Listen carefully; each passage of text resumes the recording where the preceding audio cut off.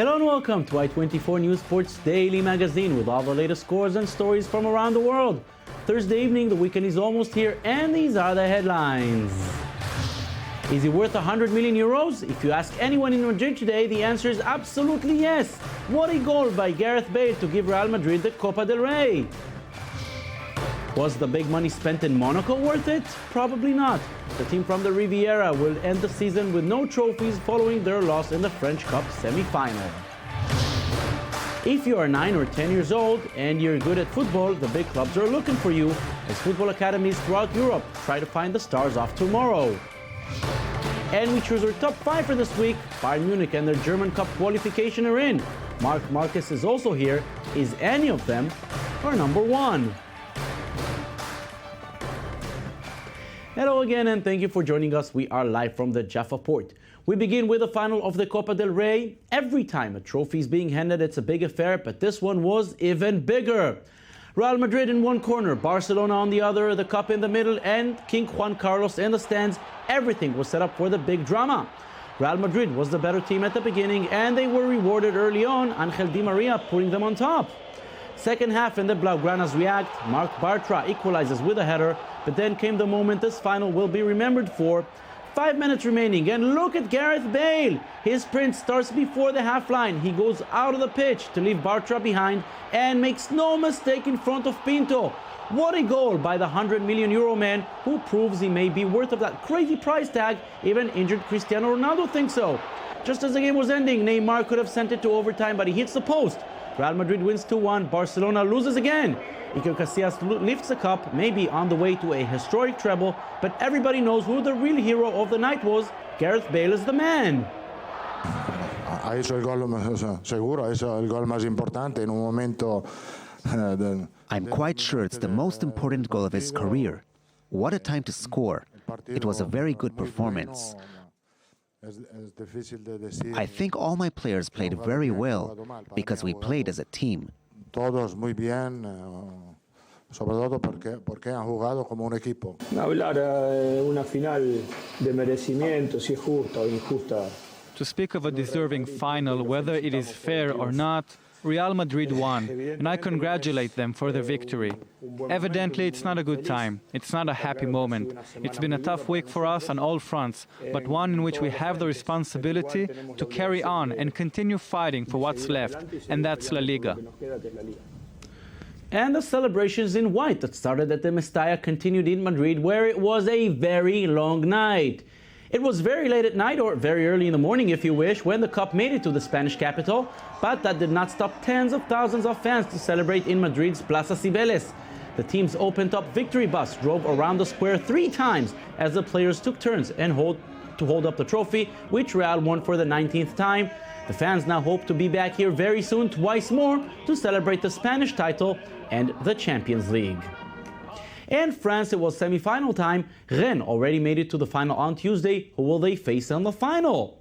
Guingamp hosted Monaco. The Riviera millionaires knew this is the last chance to make something out of this season, but the home team had other plans. It only took them 6 minutes to go ahead. Mustafa Yatabri scoring and thanking Allah. Still in the first half, Monaco is back. Dimitar Berbatov with the equalizer. Will there still be some silverware for them? The answer is no. The game went to overtime and Guingamp scored twice. Fatih Atik with a volley nailed the second, and Yatabri scored again to secure the win. Guingamp will face Rennes in the final at the Stade de France.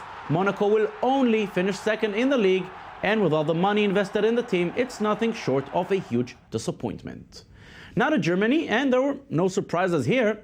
Borussia Dortmund already qualified to the final on Tuesday. Bayern Munich joined them last night to set up the biggest game we could hope for. No one really expected Kaiserslautern to stand in the Bavarians' way to the final.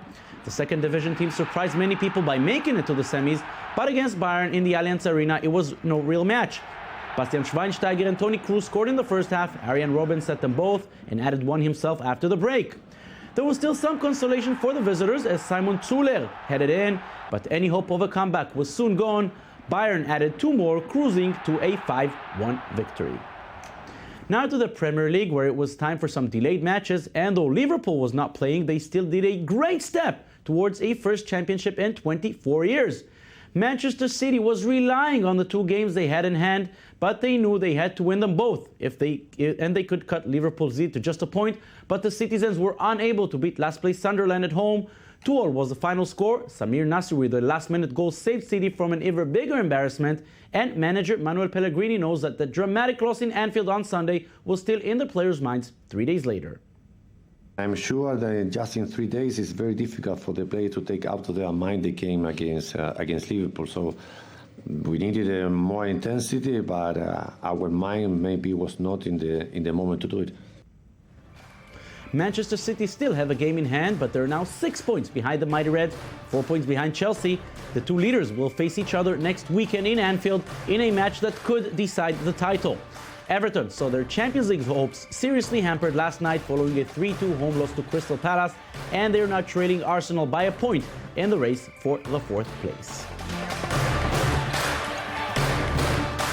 The recent punishment FIFA handed to Barcelona, banning the club from making transfers until next summer, brought once again the subject of young players to the headlines. The big clubs are signing players as young as 9 and 10. Lies Barnbaum looks at the football academies in Europe where the young talents are being raised in the hope that some of them will become the next Messi or Ronaldo. Last year, Spanish giants Real Madrid have recruited the services of a Japanese football prodigy who is only 9 years old. This kind of signing isn't a unique example in the football world, but lately, football's governing body FIFA does not hesitate to punish clubs who have gone too far. Just recently, Barcelona have been banned from the transfer window for the 2014-2015 season due to the transfers of minor players. This is a major insult to the Catalan club, which considers its famous training center, the Masia, as an institution. This academy has seen many generations of champions since its establishment in 1979, with top names like Messi, Iniesta, Xavi and Puyol, who have been at the club since a very young age, growing up together. FIFA knows that we do things right and that we worry about the kids, about their education, that there are kids that come to La Masia that receive an education that they possibly would not even receive in their own countries. The training of players is taken highly seriously by big clubs. To avoid recruiting stars who are too expensive, teams invest in young potentials and take care of their education. In this case, France is considered as leaders in the field. In France, the footballers can start their training from the age of 15, as they follow a sports training and an academic curriculum. When they are 20 years old, they are authorized to sign a professional contract. However, just 20% of young footballers manage to become professional. In France, we have the ability to train young people who arrive at the highest level. This obviously confirms that France has excellent training methods. Although the French training is considered effective, many of its young talents often leave abroad. 13 of the best European training clubs are in France, as Spain and England are behind with 8 and 6 respectively. Lyon comes in at 2nd place behind Barcelona, and Rennes is 4th just behind Real Madrid, far ahead of huge names like Manchester United and Bayern Munich. Germany is the country that has committed the most in the training of young players. In order to revive its national team, the 36 German professional clubs are forced to invest in this area. This kind of policy has helped talents like Mario Götze and Bastian Schweinsteiger to emerge, as these initiatives have created followers. Sometimes European clubs organize partnerships with another country for recruiting sources. This is the case of Barcelona, which has opened a football academy in Warsaw. After screening them, we chose 650 children. These young talents will train for 1 to 6 years, depending on their age. In Africa, football academies are numerous and are often used to save children from poverty and make them reintegrate in the school system. I see many children who come from the poor areas who have a real passion for football. I said to myself, why not use that to get the kids onto the path to school? Because many don't go. They're from poor backgrounds. Football is more than technical training and competitions. It is often a sport that can determine the fate of the young people who play it. Now, as the weekend is approaching, it's time to choose our top 5 for the week. Number 5 goes to the French Cup semi-final with one surprise that is over and a new one emerging. Angers' Cinderella story was thrilling, but the second division team was stopped in the semis by Rennes. Guingamp, on the other hand, shocked Monaco to book its place in the final, held next month in Paris. Marc Marquez is our man at number 4. The MotoGP world champion was all over the place in the second race of the season in Austin, Texas. Marquez held the pole position and he never really lost control all the way to the final. He also won the previous race in Qatar, and it's very hard to see anyone standing in his way to a second successive championship.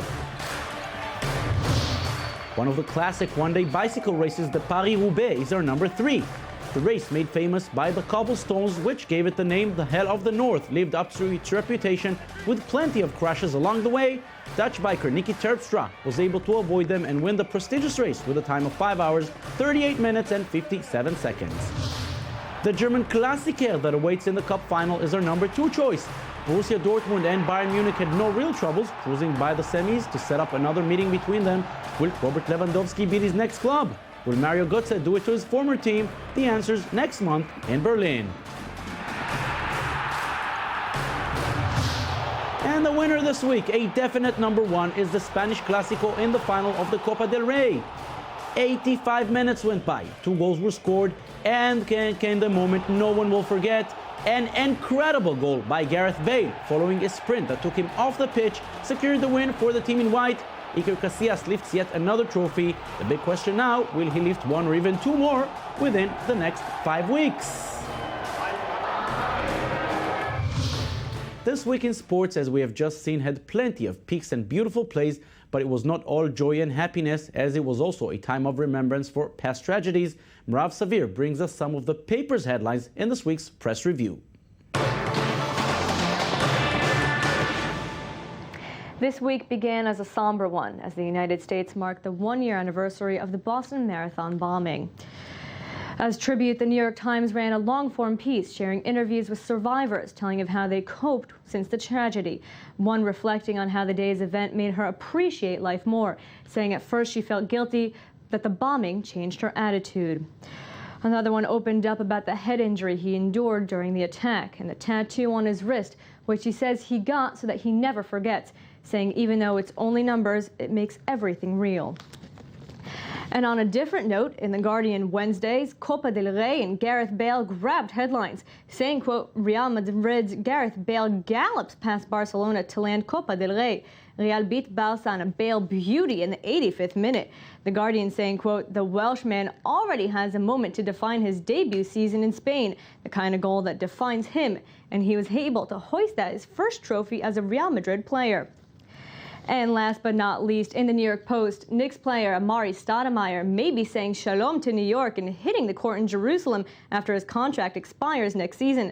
Stoudemire is a part owner of Hapoel Jerusalem and said it would be great to play in Israel. Stat claims he has Jewish roots on his mom's side and is continuing with Jewish studies. When talking about playing in Israel, he told the Post, quote, you can't rule anything out. And I'm sure the basketball fans here in Israel would love to see the power forward play here on a regular basis. The regular season in the NBA came to its end. 16 teams are now heading to the playoffs, and these are the first-round series. In the East, the Pacers came in first, and they will face the Atlanta Hawks. Champions Miami Heat are not supposed to have real trouble against the Bobcats. The Brooklyn Nets lost their last 2 matches, sending them down to 6th. They will meet Canada's team, the Toronto Raptors, and the Bulls will try to go past the Washington Wizards.